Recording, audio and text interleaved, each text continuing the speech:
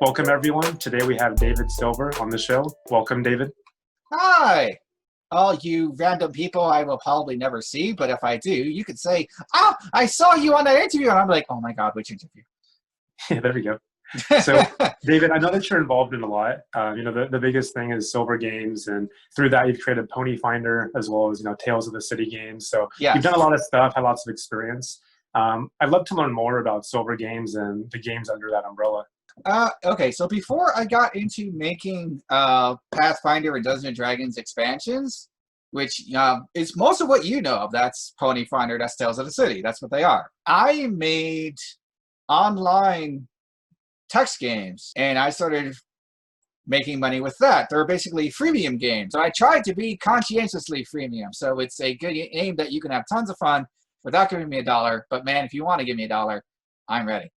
Yeah. And that's how I started. The Pony Finder thing was almost a mistake, sort of. So I was browsing the internet, and I saw the Pony Finder mock-up, which somebody else had already done, which just like showed Rainbow Dash and Twilight Sparkle as different D&D classes, and they had like little stat write-ups and such. And when I first saw it, I went, "Oh, that looks cute." And then I went on with my life. And then I actually got into Pathfinder and actually started playing the heck out of Pathfinder. Then I saw that image again, and I squinted at it, and I actually took a moment and went, "Wait a second. What? These rules suck. Oh my God, I would never let this be in my game. I mean, I like ponies, but I don't like these rules." So then I did what any American geek does. I'm just going to do it myself. It's going to be better. And that's what I did. And I did it over a weekend. I made this little, 12-page pamphlet. Oh. Nice. Also, that title there, you would note that doesn't say Pony Finder. The title and the cover were requested to be changed by Paizo once we actually got into things. And that is how it was. Since you were asking, people just starting projects and such not, this is a really great example because I'm going to flip this open, let you look inside a little bit. There's not a lot going on here. This is basically just me typing. Type. Yeah. I did this little thing. This cost me $0 to make, although this was a gift from an artist. So, I mean, I can't guarantee you'll get that. But you could even just use something open domain and just grab it and slap it on there. I showed this to people, and literally, so I had a product. It wasn't a very good product, but it was a product. Just to show them, this is what I'm thinking of. Guys, what do you think?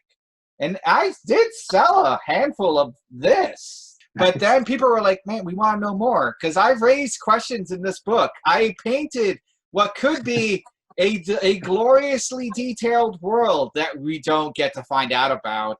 And they were like, "What's going on? I need to know more. Help us." And I was like, "Well, I mean, do you really want to know more?" "Yes." "Yeah, really?" "Yes." "Oh, well, let's see. Kickstarter." Nice. And that's how that Kickstarter happened. Wow, that's super cool. It's super organic, it sounds like. I think a lot of people, they make the game first, and then they spend, hours and hours and months and years potentially on the game, and then they release it, and then it's like it's not that great. But it looks like you did the opposite, in which you spent time obviously still on it, but you then showed that to the community, then you got response, and then once that was successful, then you went, "Okay, let me actually make it really, really good now." That tends to be how I write. I am as they call, a pantser. I sit down, the words just happen. It's like, "Where are your plans?" "I don't have those." "What are those?" "That's some kind of Russian plot." I can't do this. The most planning I have done for a story is a rough outline. So at least then I have beats. Okay, so this is supposed to happen. Then theoretically that we get to there. How did it get from here to there? Let's find out. Yeah, that's super cool to hear the story with this, though. So have you had experience prior to this doing similar things? In terms of publishing a game book, no. But in terms of just writing stuff, yes. In terms of actually designing kind of games, yes. You know what a MUD is? No, I don't. Online, text-based, multiplayer game, East, West, kill the orc. And you grind for your experience. It's what EverQuest was before they had graphics. I used to run a lot of things like that. And I would just make up crazy roleplay systems for them, and then I would program them badly, but I would do it. They couldn't stop me. And people would play them, and it was all good. Yay! But those actually weren't for money. Those were just for fun, really. Yeah. I had to evolve. I had to gain those experience points as a designer. Yeah, yeah. And then suddenly I started moving to the next step, and nobody pressed X. It was the one chance the world had to stop me, and it didn't do it. So here I am. When it's time for the Pokemon to evolve, you can't hit the X, man. That's true. Yeah, so, I mean, you made the game, you launched it on Kickstarter, it got lots of success. Yes. You've done that multiple times. I think there's at least 5 Kickstarters in total that you've done, right? Yes. Also, since he keeps opening the door, I'm just going to bring him in there. Hello. Obviously, when you started the first Kickstarter, you mentioned to me previously that you didn't really know too much of what you're doing, or you just kind of did it, right? I mean, you just had an idea and you did it. It wasn't super expensive. It wasn't super planned out. And that's I mean, as I mentioned, I spent $0 making the prototype because that's how much it takes to make a prototype, especially if it's literally words, which is what role-playing games are. So if you want to test the waters, put your feet on the ground, put your fingers on the keyboard, start typing, and just put it in front of people and say, yo, man, what does this look like? And if you want some extra instant feedback, just offer to run a game because people are starved for games. Yeah. Yeah, there's not too much to it besides that, right? I think that's nailed on the head. That's pretty much what you got to do. And obviously, though, I mean, I'd imagine that in the first time you launched a Kickstarter, you probably did some things incorrectly, or maybe you did some things that weren't as optimal that you then, made better in the second and third and fourth and fifth attempts. I learned some tricks. Well, there's a couple of things. Okay, here's one. My first Kickstarter, I made it with basically me talking in front of a free movie maker program, and I just basically pasted up a bunch of different images that seemed like they were amusing and or on point, while I was just talking in a very energetic salesman-y kind of way. Are you ready for adventure? How about 4 legs instead of 2? And just going on and on with this blah, blah, blah, blah, blah, blah, blah, blah. And it was exciting and stupid. And I even had verbal typos, and I leaned into it.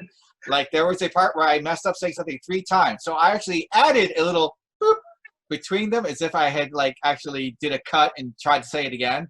Nice. And it's like, no, everybody it was great. It was stupidly great. After that, when I actually had a couple dollars at least, second Kickstarter onwards, I found a animator who will do animations for a decent amount. And I go straight to them and say, hey, I have a new Kickstarter. And they go, oh boy, money. And that's why all of my Kickstarters after the first one actually have a nice animated movie. You've at least seen some of them, right? I'll have to watch them after this. I spent good money on those. I know. So that's really cool to hear, though, that you started off with pretty much $0 in this, invested just your time. I think a lot of people, maybe they get intimidated when they think about creating their own Kickstarter, thinking that, oh, I don't have $1 million to spend on this game. Like, how am I going to market it? How am I going to get it out there? How am I going to animate it? Whatever. But you've shown that you don't need that. One incredibly strong piece of advice that I cannot repeat enough times. Find your fans. What you need to find your niche. Find what you can provide that nobody else can. Get into that niche. Just cram yourself in there and make sure that the people who are interested in that thing know that you exist and can find you and support you. I'm going to grab it again. This thing here, this only exists because there are people who want ponies in their games. And do you know how interesting it is for a lot of people who don't want ponies in their game? It's not that interesting. I don't, okay, here's a funny thing. Conventions. You know about conventions, don't you? I have not been to a single actual role-playing convention. Like Gen Con, never been there. What did I go to? I've been to 3 bajillion pony conventions. Yeah. And furry convention. And that's my market. So I go right up to them and go, hey, look, I got the thing you want.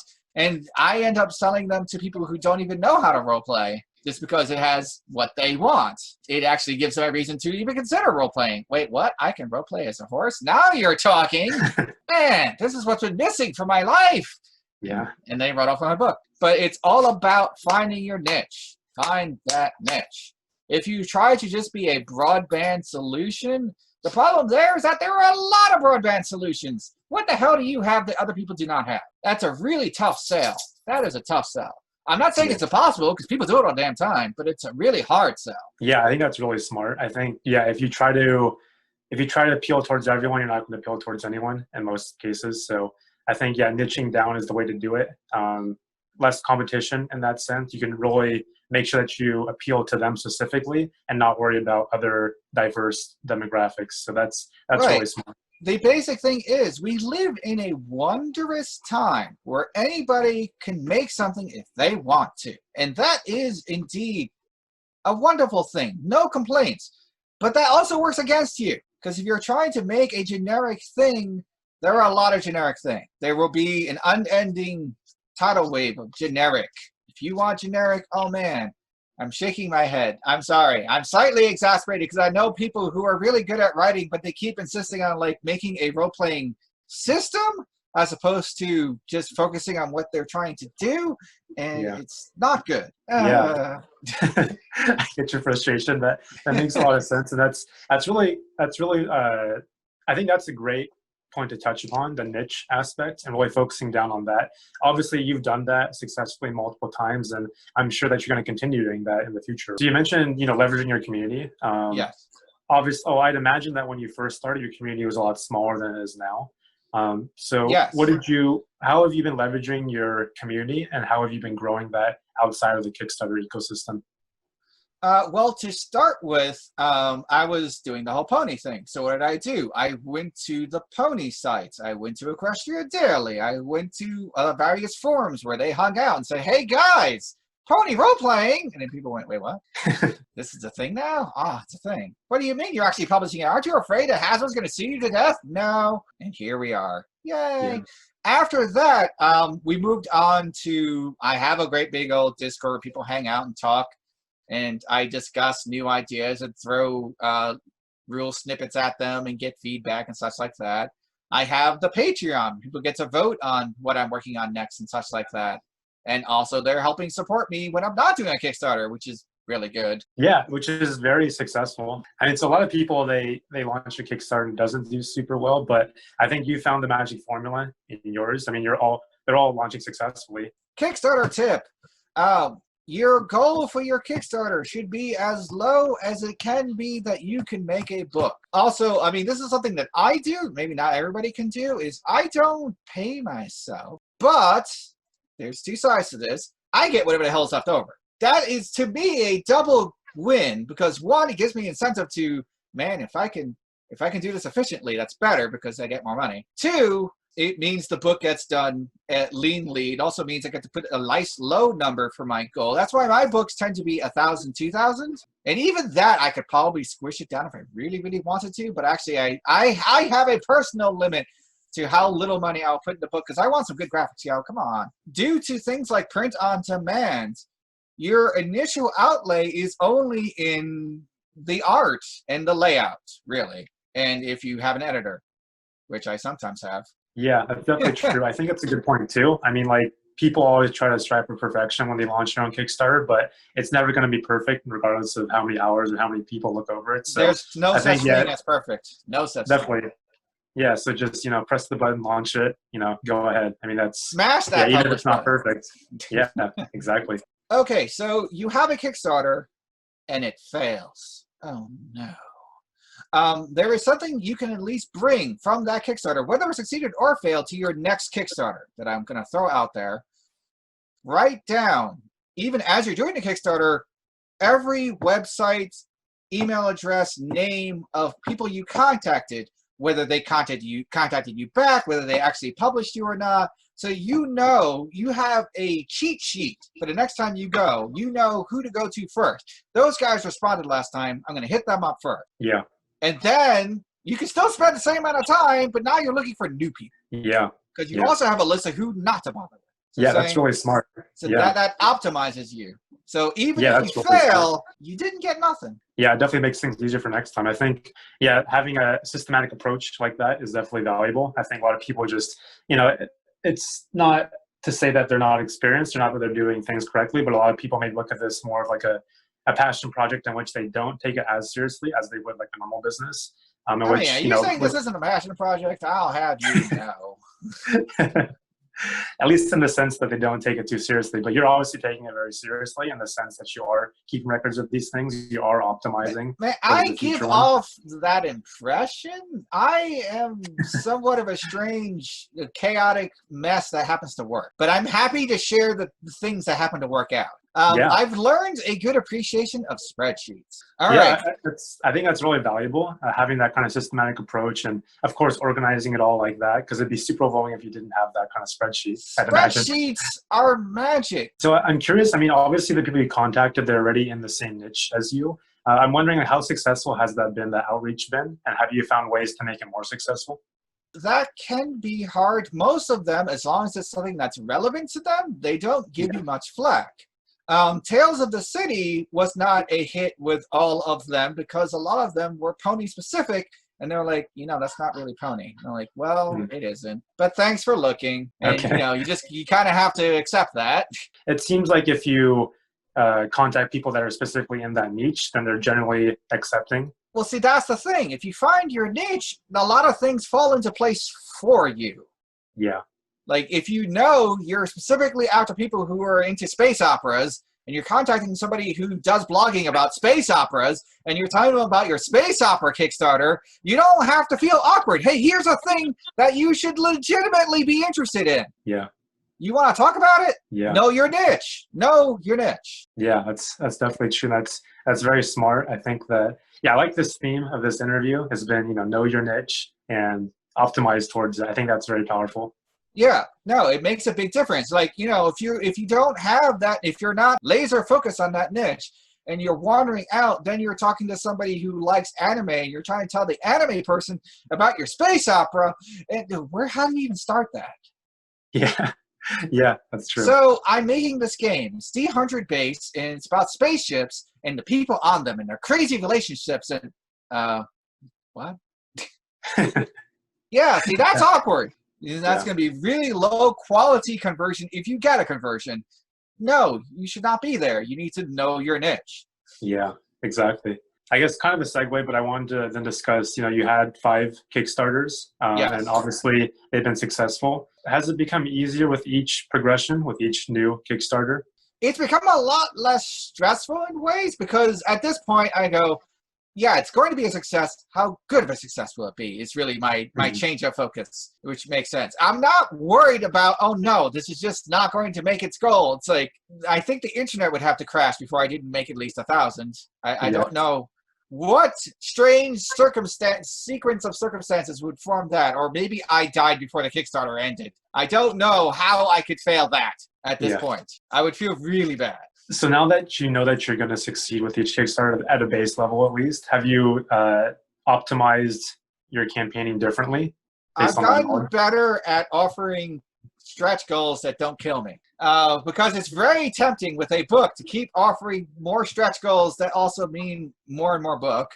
And also, I was doing it as in I printed the book and then shipped the book to you myself, which means that any additional price in the book was on me, which can be kind of bad for me because you already paid me for X number of pages, and if now it's 2X number of pages, oops, that means I'm not taking home as much money. And since I only get to take home what's left at the end, no! So, yeah.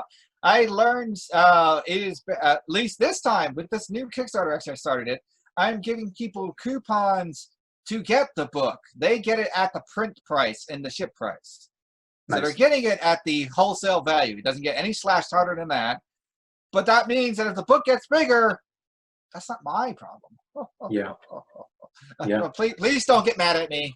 If any of my fans are watching this and go, wait a second, I see him laughing evilly. I'm on to you. Yeah, that's good to know. Definitely, I think that's valuable for lots of people that maybe don't consider things like that for their future Kickstarters. Drive-through RPG, by the way. If you're doing RPG books, drive-through RPG. Yeah. Well, very cool. I guess those are the majority of questions I wanted to ask. I guess my final ending questions are, what's next for you as a creator? Oh no. Well, right now the very next thing is how about I finish that Tales book? Yeah. I have to finish that, and then of course, I'm going to thump my head against the table and go, all right, it's time for a new thing. And then I will make a new thing, and it'll be great, yo. And you're gonna ask me, well, do you have anything in mind? I'm like, didn't I just finish telling you I don't plan anything? Well, very nice. I mean, that's cool to hear. Yeah, I definitely appreciate your time today. I know I learned a lot from you specifically about the niche. I think that's like the biggest takeaway in those things related to that about this interview, which I enjoyed that a lot, hearing your perspective on that and your experience with that. So once again, thank you, David, for your time today with this interview. Perfectly happy to help out. Hopefully somebody will be awesomely successful with their Kickstarter. And I don't know, there'll be a little byline. By the way, thanks, Dave.